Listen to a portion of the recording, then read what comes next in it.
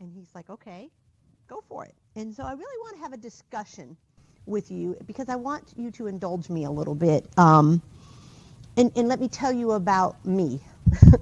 um, I have had a disability since I was a child. At age 11, I was diagnosed with hearing loss. This was before the time of IDEA and before the time of ADA. We were labeled handicapped. They stuck us in the dumb kids hall at school. We were completely isolated. I was told I would never go to college. They put me on a track strictly for vocational education because I thought that was the best I could do. The reason I'm telling you this now is I'm a doctor now. I'm a college administrator now. Took me a long time to get there. But what I want to have with you guys, and I ask him to label this as a discussion, because after I tell you a little bit of my experiences, I really want to have a discussion where we're all talking and sharing some of our experiences. And I bring a unique perspective in that there isn't a single area of this pathway to getting an education that I haven't been intimately involved with. So in the early years, we didn't have the benefit of the beautiful language of sign language and learning it. Because even then, it was okay, if you're going to learn sign language, you're going to go off to the special school, you were going to go to Gallaudet, or you were going to be isolated into deaf culture, which is a wonderful culture, and I'm so distracted because my sign language skills are very weak. We had to learn to lip read. It was make do. And I did, and I can lip read okay. In the early years of high school, you've heard the saying, the blind leading the blind. It was the deaf leading the deaf. Because I had some hearing, and with my hearing aids I could hear some and lip read some, I was responsible for translating to the students who had profound deafness. That didn't serve any of us well. We struggled. We also learned ways to cheat because we just wanted to get through.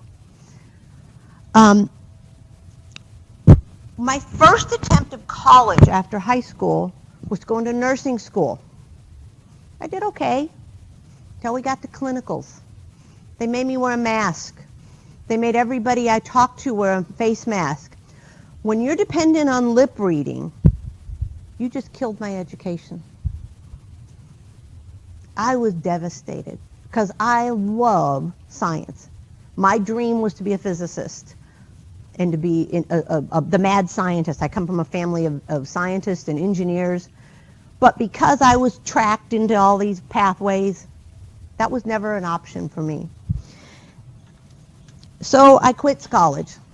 Then I entered the workplace. I got fired from my jobs. I had a boss who thought I should have the ability to hear through a wall when she talked to me. I still encounter that today in the workplace. People think I should be able to hear them when they talk to me through a wall. We were talking earlier about TRC in the early days of TRC. They bought me hearing aids because most people didn't realize you got to buy them every 4 to 5 years. Now they cost about 10 grand every 4 to 5 years. That's a lot of money. Wasn't covered. They helped me with that and get through that. Then I decided to go back into college. And more than one class was taken twice. Some of them were taken 3 times because of hearing problems and hearing issues. And I did have some deficits in some of my core classes because of my high school upbringing of being tracked into, well, it's not important, you're never going to amount to anything.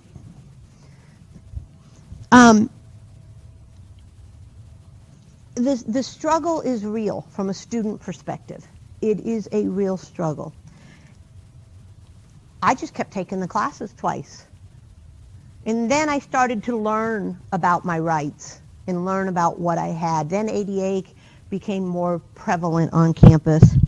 I personally take credit for one of our major universities right up the road now having a disability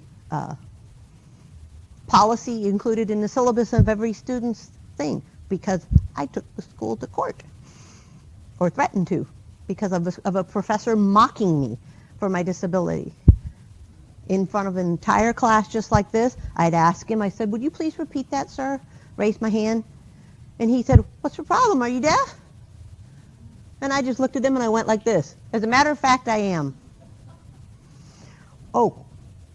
And then he proceeded to go on to a tangent for about 20 minutes in front of the whole class, mocking people with disabilities. I had the whole thing on tape because I was recording my classes because that was one of my skills. I learned then and there to advocate for myself.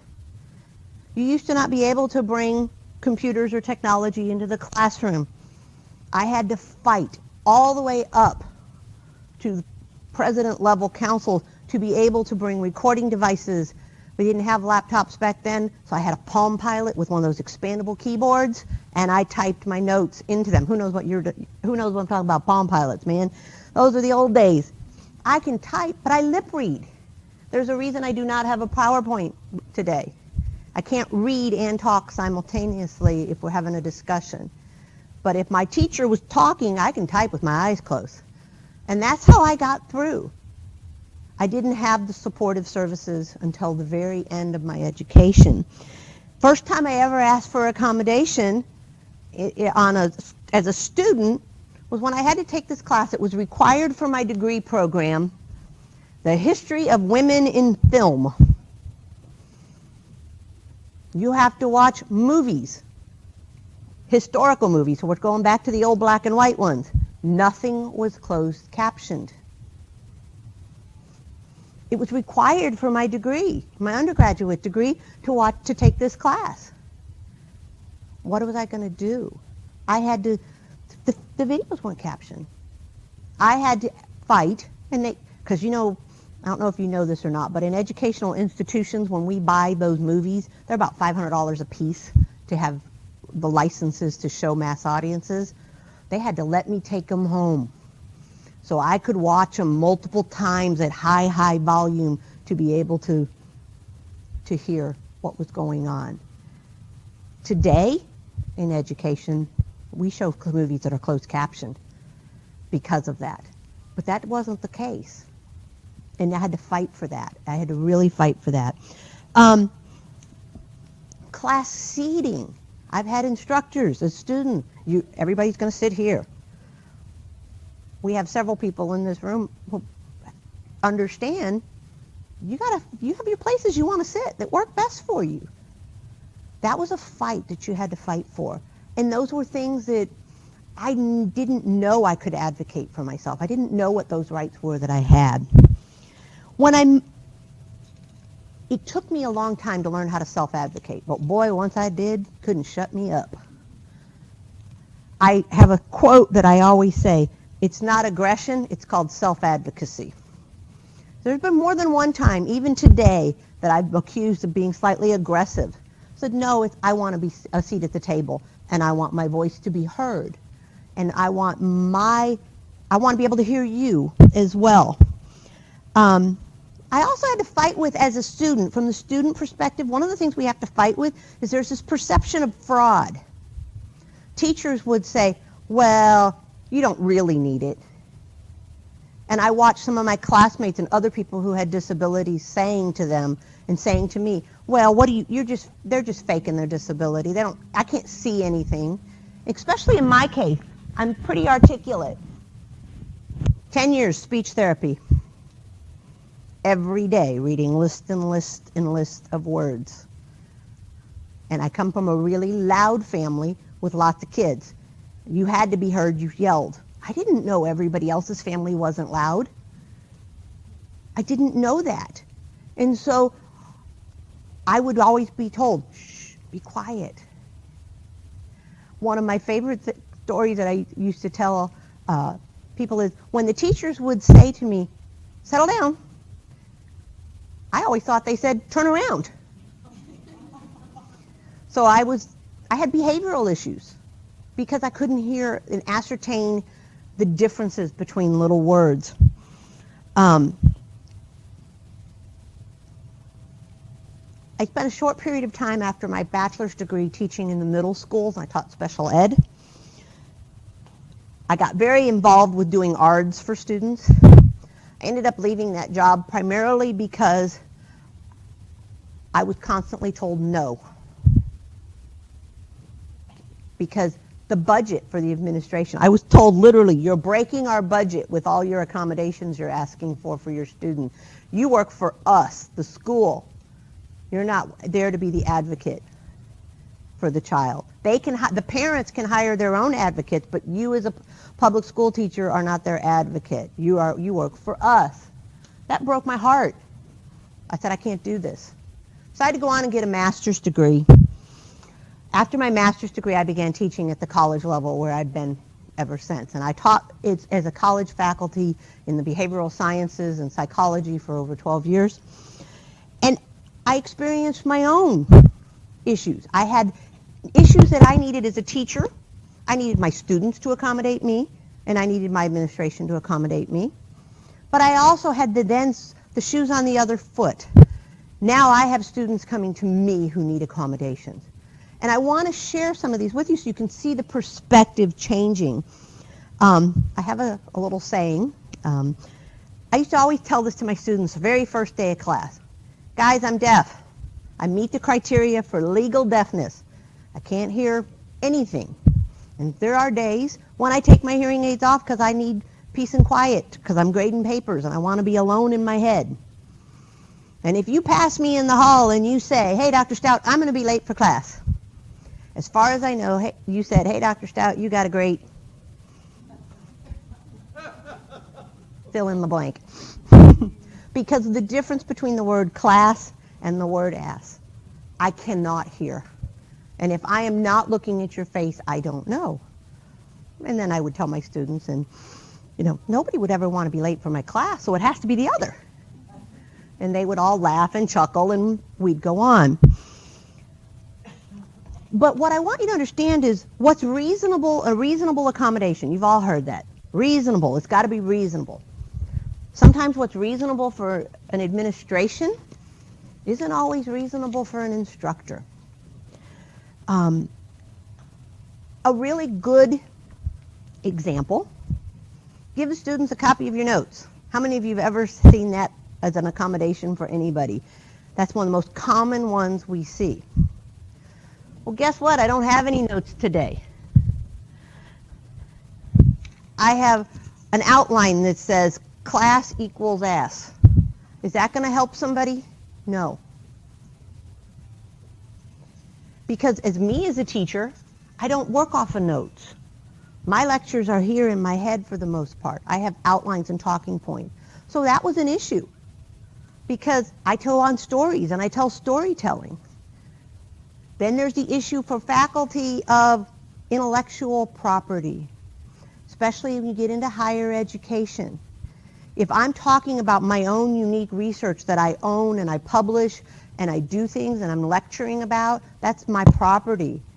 I can't just give it out to somebody because then I just devalued my own intellectual commodity. So teachers deal with that on a regular basis. There's also a need for understanding the accommodation that was requested. I had a student one time, I got an accommodation. Everything needs to be on blue paper. But I had another student in the same class who needed everything on yellow paper.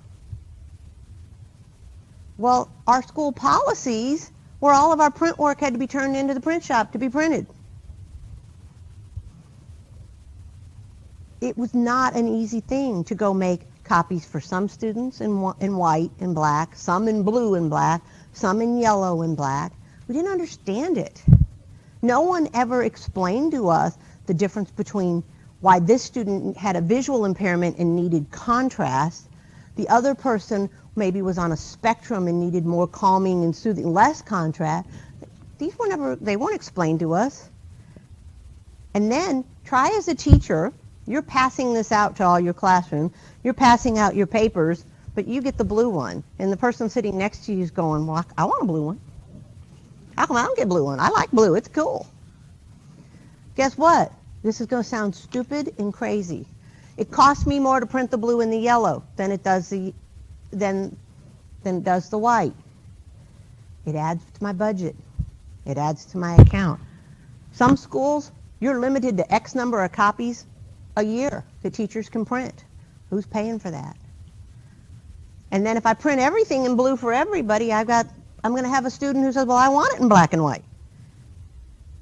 That becomes a logistical nightmare from the point of a faculty person. There's ways around it, though, and I'm going to get to some of the skills and the strategies that work to really help you make those accommodations. Recording. Dr. Weber asked me to sign a thing so he could record my thing.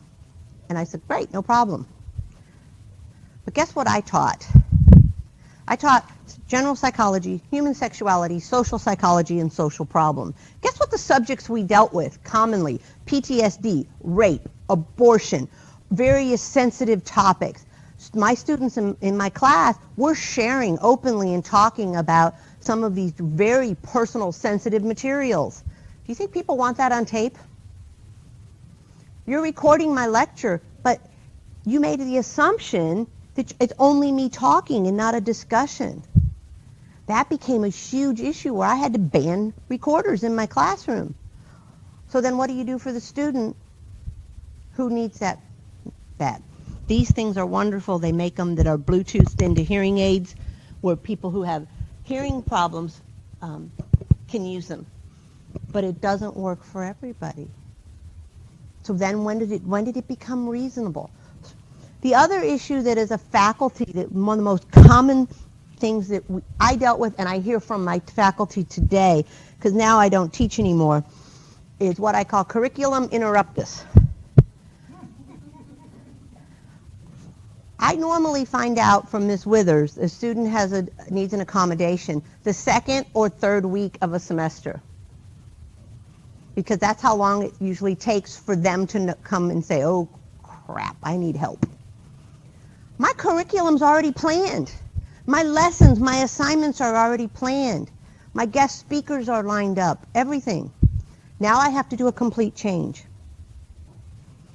and redo everything. And that's where the pushback comes from the faculty. Well, what do you mean I gotta have only caption videos? Nobody told me this ahead of time. So one of the things I always say is the more advance notice we get, the more happy we are to comply. But most teachers who've been teaching, especially in higher ed, our stuff is planned out sometimes a year in advance as to what we're teaching. We have lectures memorized in our head. It's linked out. Dropping a student into my class and the last minute that requires a massive accommodation change gets a lot of pushback. It's wrong. I don't like that, but this is the reality of it. Now, when I get to my administrative hat, which I'm coming to, I'll tell you some of the things I've done that really help with that.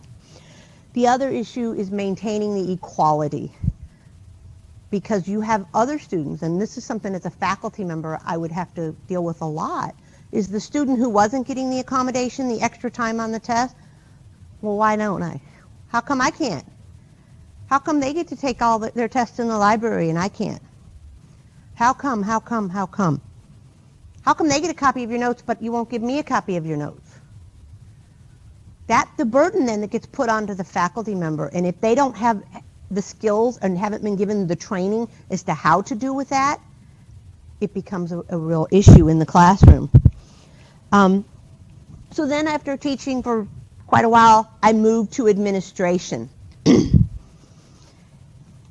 And this is where I'm at today. And today, I don't know if you remember a few minutes ago, I talked about how I was tracked as a kid into the vocational classes. Today, there's still some of that tracking. It's kind of flipped a little bit. I see on a state level all of the funding going to high demand jobs, which are typically physical skilled labor. The jobs and the tracking now has been more towards putting people who with cognitive disabilities into some of the trades. People with physical disabilities are being tracked more into academia because it's less physical. I hate this. I really do. Because I was told you could never be a college student. I didn't get my doctorate till I was 46. I'll make myself older. It took me a long time, but I did it. No one said I could, because they just assumed it would be too much work on the institutions to get me there. The state, unfortunately, in our political overall climate with funding, all of us in this room fight for funds, fight for money to be able to do the things that we want to do to help people, really is focused on meeting the high demand list. And currently, here in the Gulf Coast region of Texas, our high demand list, there is not a lot of jobs that are light and sedentary. There are a few. Janie I'm going to give you all a copy of our schedule. On the continuing ed side, there are a few. IT in particular is a high demand. Anything relating around computers and technology is on the high demand list nationally and here in our region. That is a great skill opportunity, training opportunity, and it's fast, short-term training. We have programs that are as little as 1 semester, and you can become a desktop support, computer support technician. We have programs in logistics. That's another one that's rather sedentary. But unfortunately, and this is something I have no control over, the state, WIOA, all of those things put their money into the high demand list. And that creates it means I can't offer the programs because I have no way for people to pay for them in most cases. And I don't have enough students to make up a class to run that. There's also still a huge issue from a college administrator's point with the communication between high school education and college education. We had a Department of Labor grant at our local ISD here on the island, and we ran over 600 students through college certification programs. The students with disabilities and who had ARDs done at the high school and IEP, unique individual IEPs, they come to the college expecting those services to be carried over. They are not. It's a completely separate process they have to go through. You have to advocate for your own accommodation every semester, again, with every class. It's on a class-by-class basis every semester. But here's the thing. I can't give you the accommodation if it's not something this National Certification Agency will give you.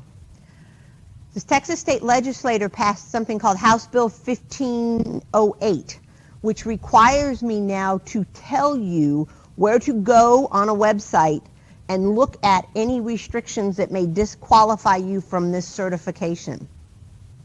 For example, if you have a criminal background, there's some things you can't get certified in. Had someone told me when I went into nursing school, depending on my lip reading, that I was going to have to be in a work environment where 90% of my stuff is done with people wearing face masks, I wouldn't have gone into it. But I wasted that money because no one told me those things. Now we have to tell you those things. And sometimes it's hard for people to understand. I know you want to do this, but is this the best fit for you? Let's look at what the abilities are, and let's look at what's a reasonable accommodation and what's not. When it comes to one of my training programs I have is for nurse aides. Well, nurse aides will make some accommodations. They'll give you the extra time on the test. They will give you an oral test versus a written test. But that's it. Those are the only 2 accommodations they will make. So if a student comes to me and says, I need it on purple paper, that's not one the state will make. So I have to tell them that up front. And they have to understand that not always possible.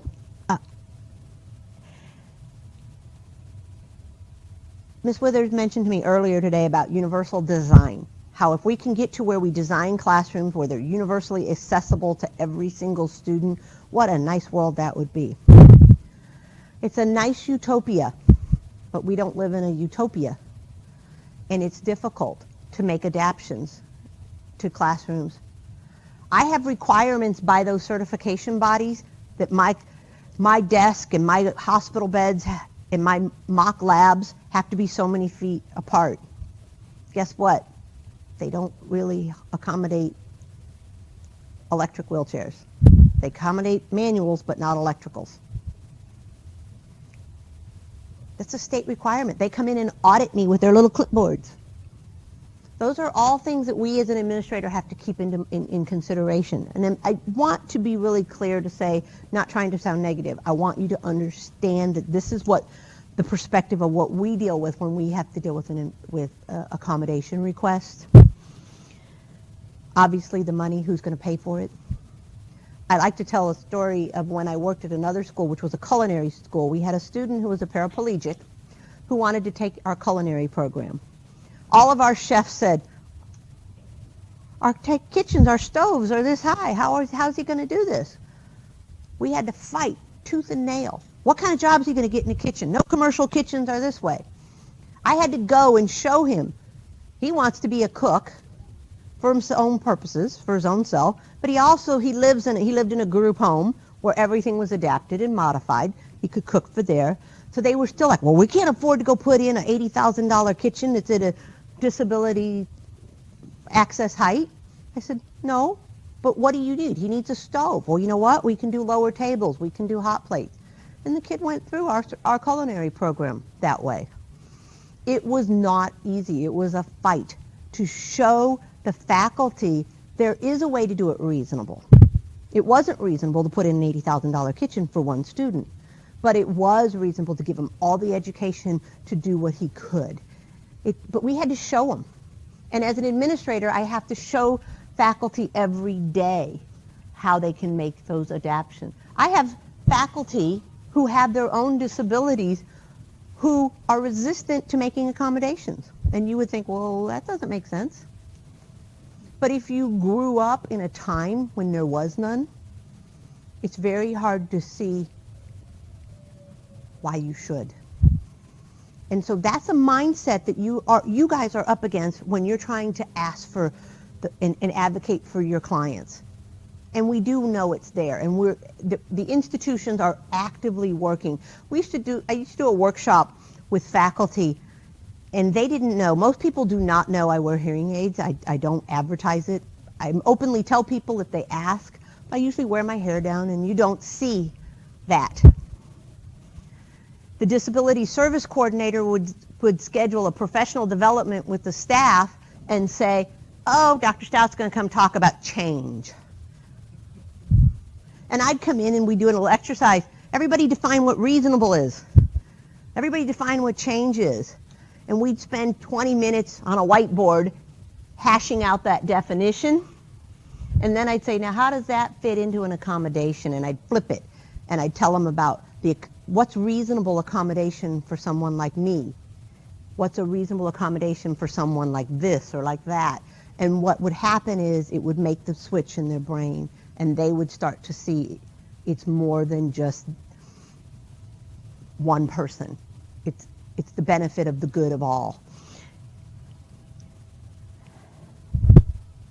We still struggle at the college level with counseling. I can't tell you to tell all your classmates about your disability, but sometimes it does help. It really does help if you say, hey guys, I need this. I need to sit in a certain place because it makes it easier for me to hear. I can't ask you to do that and I can't divulge that.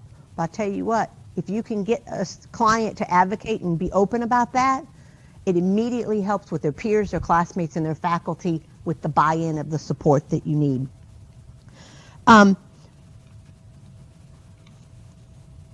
So what I want you to take away from this is now, I want to kind of talk about this and where do we go from here? What are the issues you guys need from us as educators?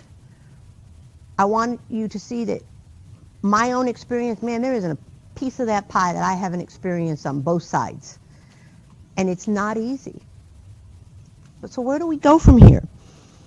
How do you encourage your self-advocacy in your clients? You know, I'm a big advocacy for activism. I have confronted people daily, just last week. Matter of fact, that phone call just a minute ago was because I'm fighting with MFAH, Museum of Fine Arts Houston, because they have a beautiful new exhibit, and it ends with a video that's not closed captioned. You know, I pay for that membership. I want that access. So in higher ed today, we want to help you, but we have the same fight that everybody else does. Is how is it going to be paid for? What's the funding? I want to hear from you. What can we do to help that student be more successful in getting through the program? What kind of programs do you need? Because I develop programs every day. You tell me you got 10 students who want to take a type of class and a program, I'll develop that class and program tomorrow. And I have the authority to do that within continuing ed. But what I don't have is the ability to read minds. I'm trying. So I just kind of want to open it up for discussion. What do y'all think? What do you need? Tell me. I want to hear from you. What are the obstacles you face with us at the institutional level?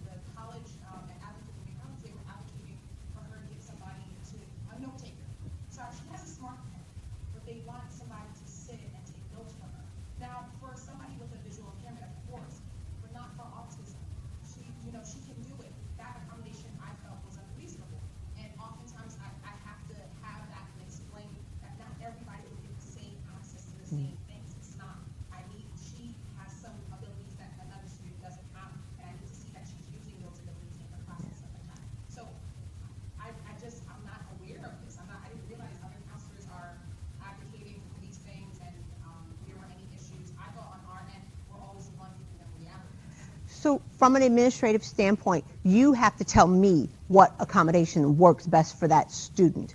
Because at the college level, the most common ones we see, copy of notes, extra time on tests, or a note taker. In the old days, it was the note taker was, hey, will you take notes for her? That was it. And half the time, they took crappier notes than I did. And I had them where they didn't show up. And then I was really in trouble. Nowadays, you have to go through some type of training to be note takers and all of that. But if you don't tell them, or that client doesn't tell us, no, what really works best for me with autism may be to be in a quieter spot of the classroom with less distraction. Not having the flickering blue light, because there are classrooms that have lights that flicker and all kinds of things.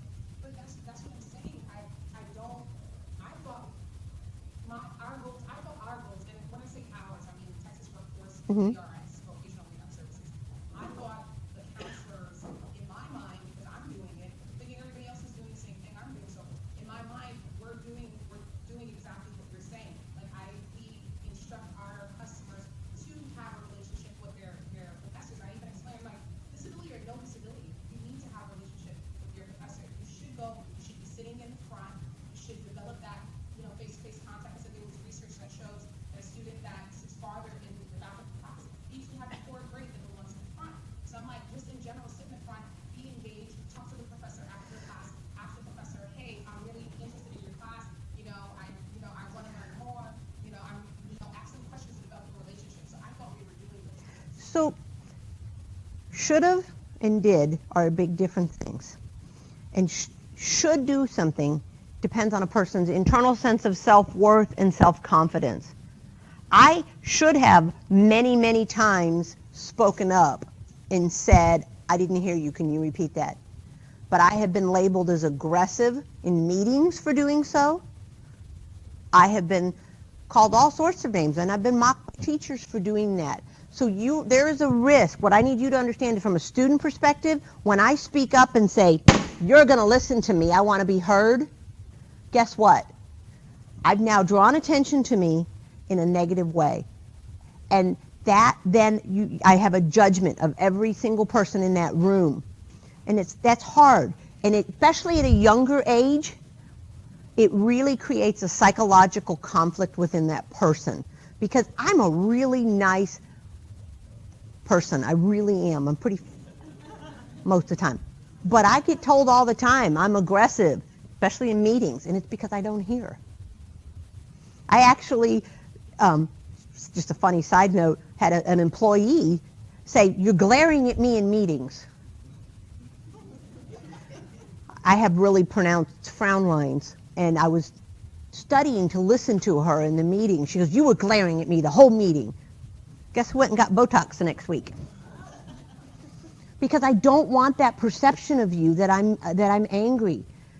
It's because I wasn't. I was just struggling to hear. Are students, are you saying that they're becoming more aggressive, I guess, in talking to you about what they need? Are they getting from the counselors, are they getting from their parents now, you need to speak up? Are you seeing, no, it's the same as it was 10 years ago? Janie's going to be the best one to answer that one. What I've seen, I've been in kind of the coordinator of student services at Dallas Technology. Yes, it's changing. That's something we talk about at our conferences, is that number one, people are more educated on their rights. It is, if you look at it historically, disability rights have not been around very long. I mean, I saw some films in the 60s where everyone with disabilities went to the federal courthouse steps and got out of the wheelchairs and climbed up the stairs to try to get disability rights laws passed. That's where we were just in the 60s. So it's pretty new. But because of ADA and revisions to ADA and enforcement by DOJ and OCR and all those offices, people come out of K through 12 knowing their rights. I had a parent of an athlete walk in one day, never met one before in my whole life, walked into my office saying, she actually had two athletes, and she said, "We've already successfully sued a K through 12 school district. We have no problem doing it." That was how she said hello to me. You know what I'm saying? So, yeah, I was like, "Hey, nice to meet you too." You know, and so that's my job, is to build rapport and to be that liaison person between the administration and what the student needs, and advocate for the student when that's necessary with an instructor, but also advocate, you know, to help be realistic about what can and can't be done. But yes, they are coming in more informed. The other thing is the IDEA laws and stuff they get a lot of accommodation in high school, a ton of accommodation in high school, which, however you feel about that, it's not going to be realistic in a workplace. It's not going to happen at college. You know, we're preparing them for work. So it's School counselors that are there, are the school counselors being better educated about? yeah, the school. Yeah. I think that I was going to say that very briefly. I think that's the key right there. Is I have a wonderful relationship with the disability services counselors at Ball High. We call each other. We're on the phone every day. Betty and I, you know, she's a what is it now, Texas Workforce whatever guard, and you know, she and I are on the phone several times. We know each other personally. You know, we get gone to lunch together. You know what I'm saying?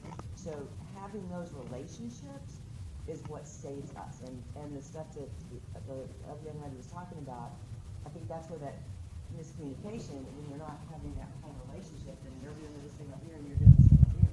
When you start working together, then you're all educating each other. I agree, and that's what I would explain to schools since I started working here. They would always just refer students that want to go to school directly to me. And I work with CCS because it's 19 and realized.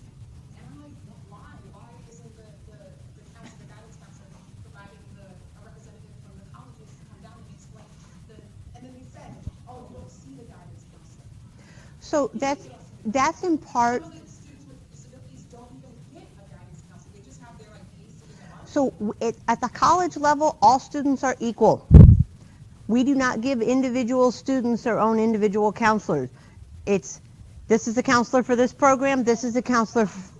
Yeah, at the high school, even I can't speak to the high school. That's what I'm saying. That's what I'm saying. I'm not talking Yeah. about college. I'm saying the high school Uh-huh. isn't providing, so the students without disabilities get a guidance counselor. But every school that I've been to, they're saying, no, they don't, the students with disabilities don't get to see the guidance counselor. So they don't go on college tours, they don't get introduced to colleges, and then they're saying, oh, and they don't respond to our invite, so we invite you to it.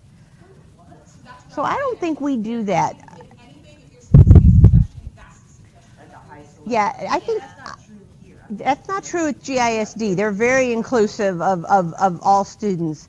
But Betty, I was just gonna add that I don't have the same experience with COM that I do with GISD.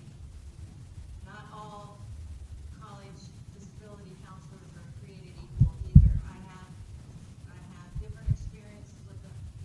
Janie and I work very closely with the medical reports that we have and with how we're going to possibly assist the student on a case-by-case basis. At COM, I've got my experiences, they want the student to be more assertive themselves and follow through, and if they don't do these things, you know, they won't accept me sending them reports and getting them set up. so we encourage self-advocacy across the board of all institutions, but we also look at our own unique population. We have a high poverty, high illiteracy population here, so we feel morally obligated to take the time to read to them and explain to them some of those things because we want to keep them as students. In other areas where they have a bigger population base and they don't have the same clients and the same culture that we have, they don't have to do that. They also have teams of 10 people. We have Janie. Earlier, you used the term our conference. So what sort of conference do you all go to? The main one is Texas Association of Higher Education and Disability, Texas AHEAD. Well, there's a national AHEAD and a Texas AHEAD. That's the main one that most of us attend and go to, where we talk about. How are we at time? Profession for 4 years, I had 12 representatives. I will. And so we now, Texas Rehabilitation Association has a pretty active website. And so what I'd like to do is to invite you all or that outfit to announce your meetings. Because I'd like to go to hear what's happening. The higher education level. Yeah. So for me, I go to our big conference is next week. It's the Texas Association of Continuing Educators. One of the things that is nice about continuing education, I always refer to us as the R&D department for the college because I don't have to jump through as many regulatory hoops to be able to start a program. And so I got a call the other day from someone at UTMB wanting me to start a program. I'll have it done and ready to go by fall. I can start a program that quickly because I don't have to jump through a lot of hoops to do that.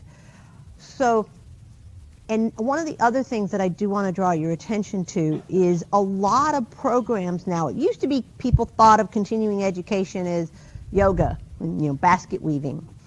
If you look at our schedule, you'll see phlebotomy, EKG, patient care tech. You'll see programs in logistics. You'll see programs in pipe fitting. We have free programs that train people in electrical and HVAC due to a grant that we've got. Well, almost all of my programs, I would say 75% of them, articulate to a credit program and to a degree program. And so you do the short-based training, you get a certificate to get an entry-level job. If you like it and it's good for you and it's a good fit, you can articulate that into the credit program and continue on without having to repeat courses. And so, Your programs now than it used yeah. to be. That helps. And so that's a really good, if you look on that second page, open the cover. This was a grant that we got from TWC. We're training, it's a high demand industry in in HVAC and electrical helpers. But each one of those, it's an 8-week program. It's intensive, it's 8 weeks. You're going to school 30 hours a week. But after 8 weeks, you can be employable as a helper. But if you like it and you're good at it, you can then go into our credit program and get an associate's degree and work through. And some of those classes will articulate over. A couple things, if you will turn in your book, I'll tell you about the on the technology page training, the very next page, page 4 and page 5. For your clients who have physical disabilities, I would highly, strongly, I can't scream it enough, recommend you start looking at IT training and jobs. They are growing by leaps and bounds, and there's a lot you can do with adaptive equipment. There's things you can do where mostly you're sitting in front of a computer all day. Even the hard stuff, what used to be done of networking, is now all done on a computer. They outsource the people who pull the cables through the ceiling now. That's all done through programming and coding. Even the office classes, you can just take a class in Excel and become proficient and a Microsoft expert in Excel and Word. You can work from home. On my a lot of my online training classes that I offer, which is another page in there, and if you go to our website, you'll see a whole list. In QuickBooks and bookkeeping, we have people who go through those programs and they work from home as a bookkeeper. There's a huge demand for small businesses. I want to outsource my books to somebody, and they can do that type of work. And it's easy. The classes are work at your own pace. All my online training stuff that I have 2 different portals that I use. One's more longer term certificate based, and one's more class based. Classes can range for as little as $120 to up to $5,000, depending on how big of a program you want. But they're self-paced. So if you want to study at 2 in the morning, if you want to work on just one module a day, because for 15 minutes you can do that based on a person's ability. Education is moving online. It really is. And so those are all options, and I would encourage you to go to our website and look at my online learning page and look at the thousands of choices of things you can do, all from your computer. And they earn a certificate so that they can work from home. But if there are any other questions, I'll stick around a bit. I know y'all are hungry and want to go to lunch. I don't want to keep you. I appreciate you letting me be here. Dr. Stout, Mhm. on the online learning programs, do you guys assist with placement? Once they We do not. I actually had a meeting yesterday. I am strongly trying to get a career center, placement center on campus. We do not have one. We try really hard as teachers. So when I get a message coming to me from UTMB yesterday, I am desperate for phlebotomists. I send that email to my phlebotomy instructor. I send it to I prepare a little paragraph for them to forward to their students. I really try. We work very closely with the Workforce Solutions Office. Whenever they have a need, we try to pass it on. We also now use something at the college called Career Coach, which is when a student completes a program, we enter their resumes into a database that allows them to continually update their resume, and they can send it to employers and apply for jobs directly from that platform. But we do not track and actually facilitate job placement. I'm sorry, with your regular programs, not continuing ed programs, is there a placement office that works with those students? We have no placement office Okay. at all. We're fighting, the faculty and staff are fighting hard for that. It's a budgetary issue, to be honest with you. We all know it needs to be done. We just haven't figured out a way to do it. Budgeted 1 year years ago, and then the budget was went, so. But I will say this, our faculty and our department people are very tuned into the local economy, and they call us and they say, we need people, and man, we spread the word as much as we can. And that we're doing the best. We need help with that. We know we do. And we need from you, please don't hesitate to send us your students. I will move heaven and earth to work to make the campus accessible to them and bring my teachers on board. But I do want you to just understand we're all fighting the same battle, and we're all here for the same good, which is let's get people educated and let's get them the skills they need to be successful in life. And we'll help any way we can. So thank you so much for letting me be here. I appreciate it. Dr. Stout, thank you. Lunchtime.